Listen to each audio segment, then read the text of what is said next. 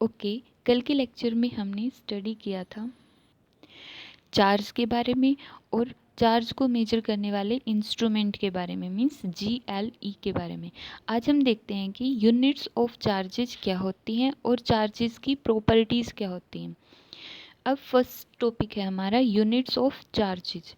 Units of charges के अंदर सबसे पहले हम देखते हैं चार्ज की SI यूनिट।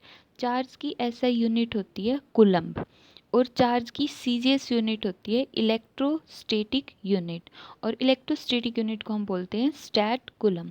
तो यहाँ पे चार्ज की SI यूनिट हो गई कूलम और CGS यूनिट हो गई स्टैट कूलम। अब काफ़ी बार एग्जाम में क्वेश्चन पूछा जाता है कि कूलम और स्टैट कूलम के अंदर क्या रिलेशन होता है। तो 1 coulomb is equal to 3 into 10⁻⁹ stat coulomb.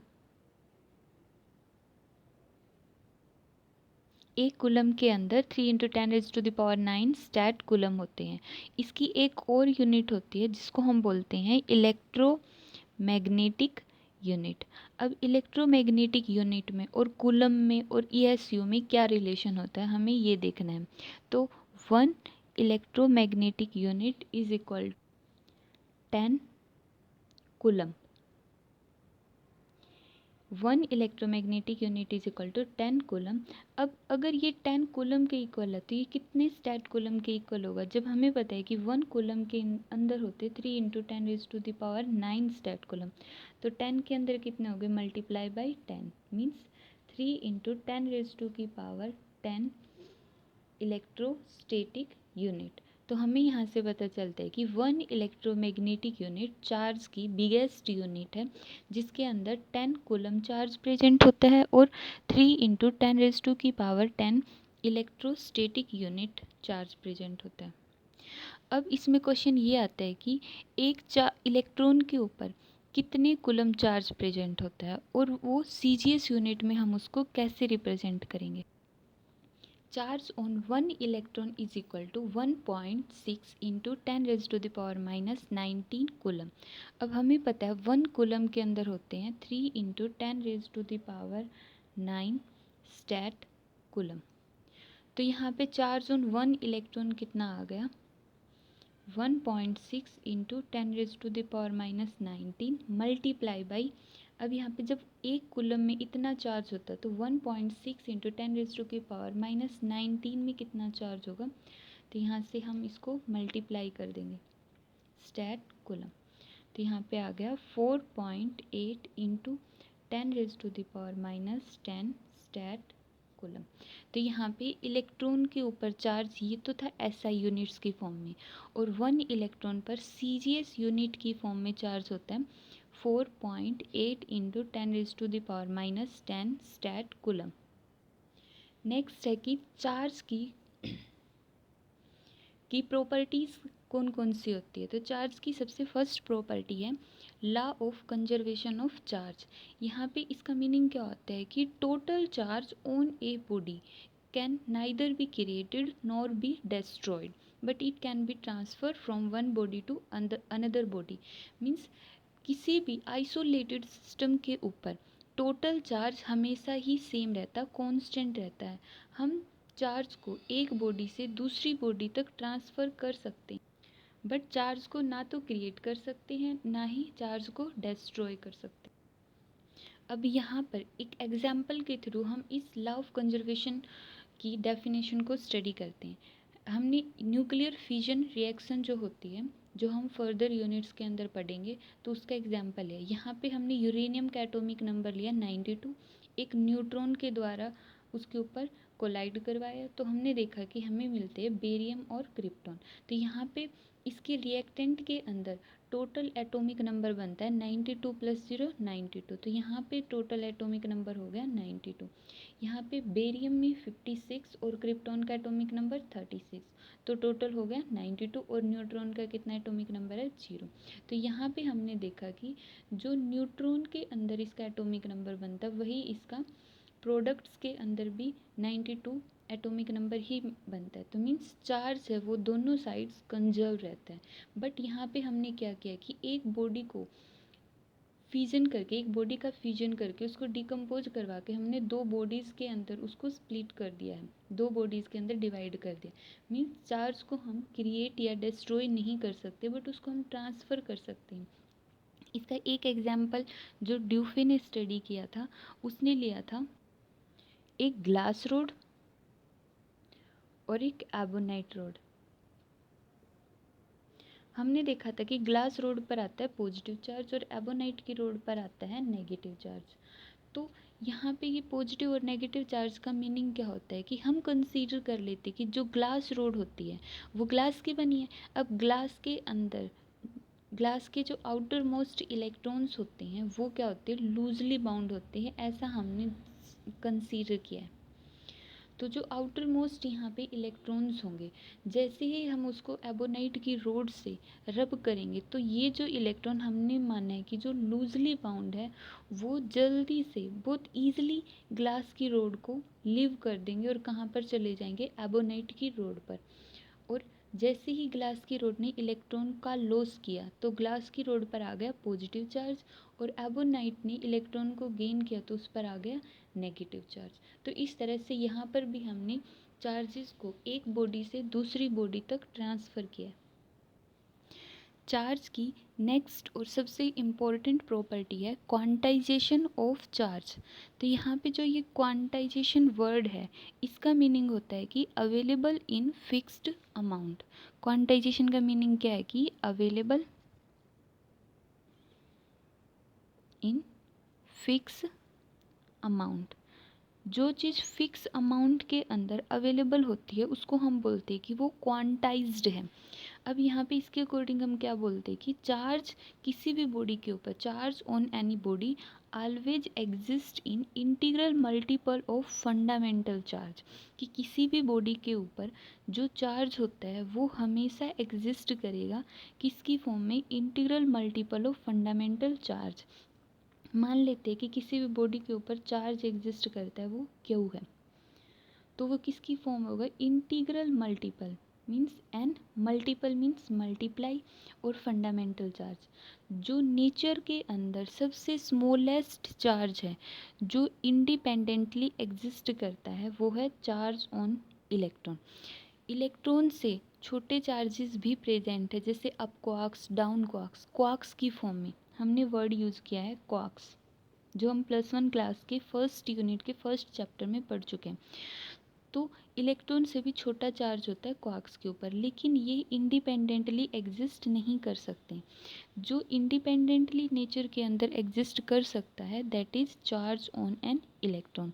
तो क्वांटाइजेशन ऑफ चार्ज के अकॉर्डिंग यही बोला गया है कि charge on a body exist in integral multiple of fundamental charge. और फंडामेंटल चार्ज कौन सा होता है, वो चार्ज जो नेचर के अंदर इंडिपेंडेंटली एग्जिस्ट करता है, और वो चार्ज है चार्ज ऑन एन इलेक्ट्रॉन।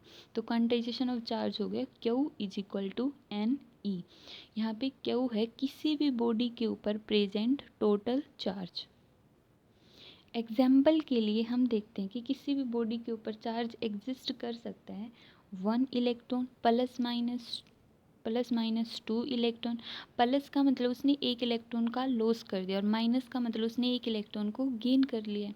तो इस तरह से एग्जिस्ट करती। लेकिन यहाँ पे एक इम्पोर्टेंट पॉइंट क्या है कि वो चार्ज 1.5 इलेक्ट्रॉन या फिर 2.6 इलेक्ट्रॉन की फॉर्म में एग्जिस्ट नहीं कर सकते, क्योंकि हमने यहाँ पे n को एक इंटीजर माना है। इंटीजर्स मीन n की वैल्यू हो सकती है 0, 1, 2, 3, 4 सोन।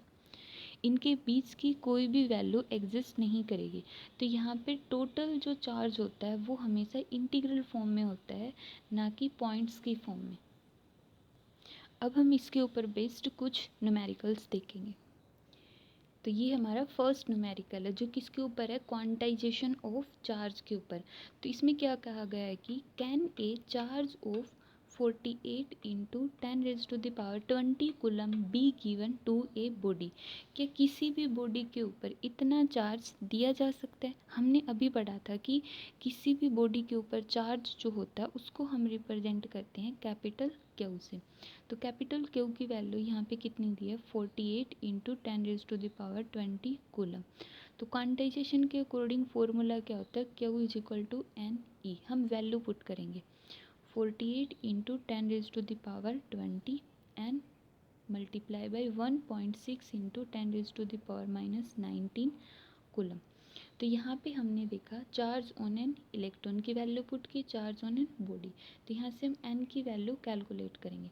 N is equal to 48 into 10⁻20 coulomb divide by 1.6 into 10⁻⁻19 coulomb. जब हम इसको सोल्व करेंगे, सबसे पहले पॉइंट हटा के हमने यहाँ पे 0 लगाया, इसके बाद ये यहाँ से कैंसिल हो गया 3 0।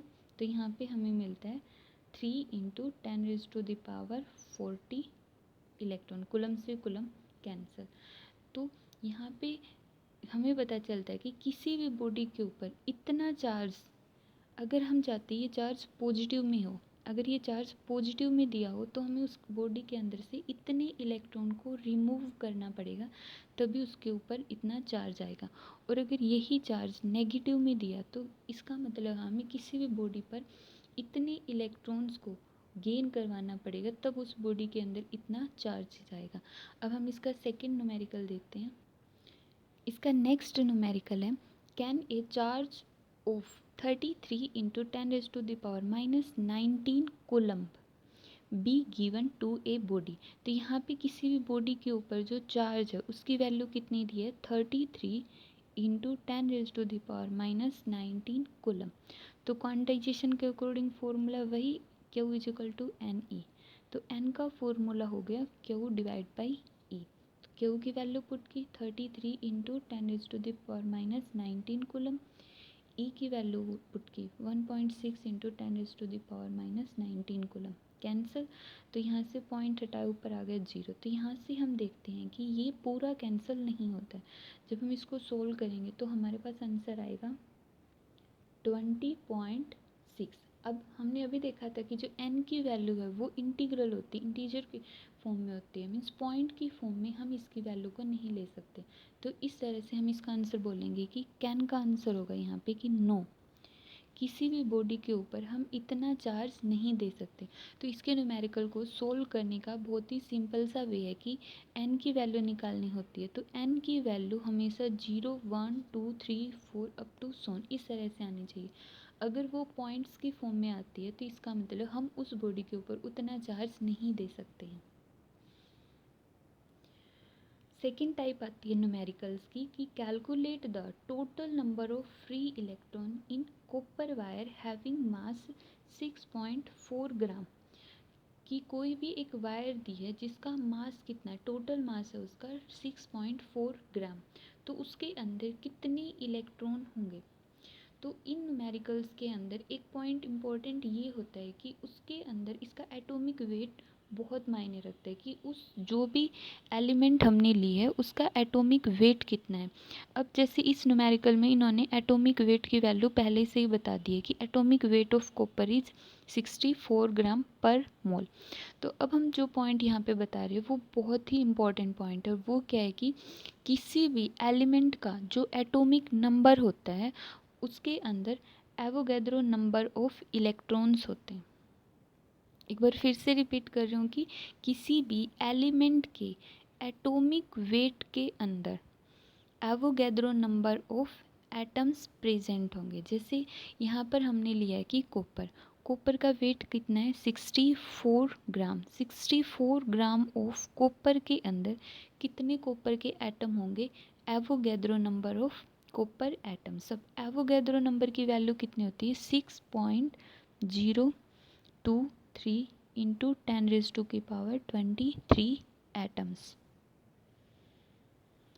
अगर यहाँ पे कॉपर का एटॉमिक वेट 70 ग्राम होता तो हम लिखते 70 gram of copper contains this much atoms. अगर 80 होता तो 80 ग्राम। तो इम्पोर्टेंट पॉइंट ये है कि एटॉमिक वेट चाहे कितना भी हो, उस एटॉमिक वेट के अंदर टोटल नंबर ऑफ एटम्स होंगे, एवोगैड्रो नंबर ऑफ एटम्स।